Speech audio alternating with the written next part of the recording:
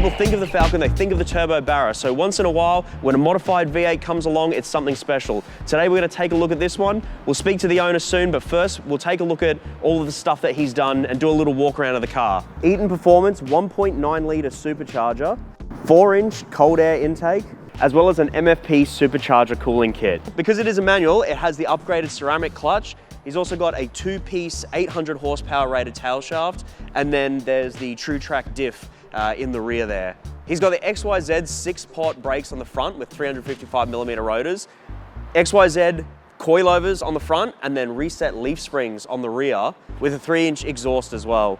Cosmos XT206Rs, that's 9.5 on the front and 11 on the rear.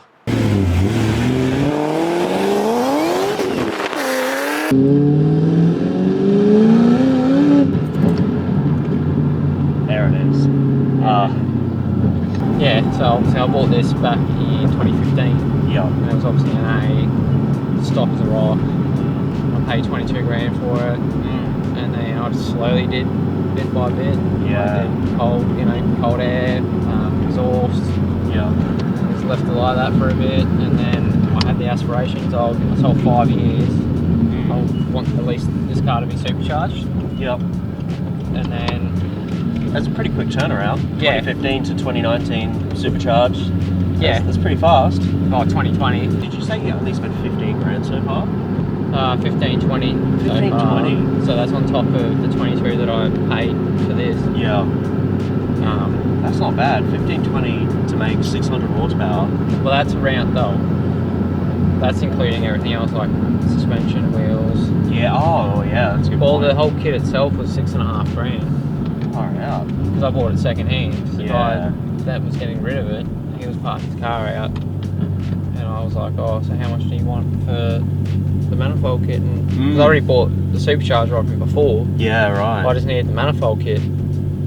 And then he said, oh, offer me. And I was like, oh, I'll give you 5 grand for it. Yeah. Because originally they retailed for about 7.7. Yeah. Yeah. So he lost about 2 grand. And then I was like, well, I've got everything there.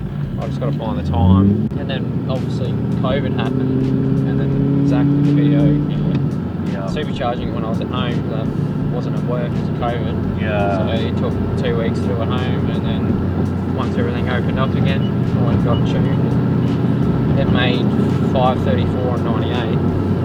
And then That's not bad. yeah, and then I had it like that for 2 years. Yeah. And then I got my tax back this year, and I was like, you know what? I think it's time for the 85. The 85 time. Yeah. Yeah. And then Lee was like, oh, it's probably about a 20 horsepower gain. Can't really guarantee anything. Yeah. And he messages me saying, your car's done and your results are in. And I was like, oh yeah, what is it? Yeah. He took a photo dynograph. So he teased me.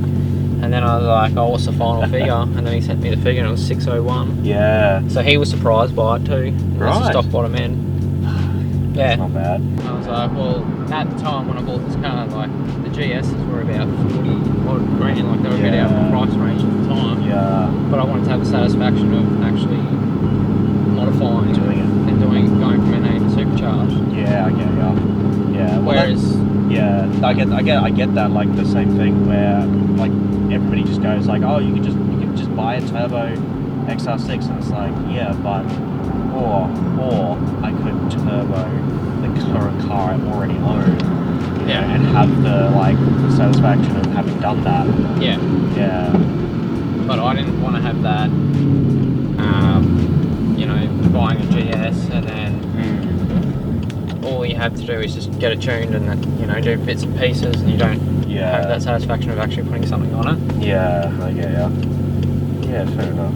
So, but I've had this car for 8 years now. This is probably the longest car I've had.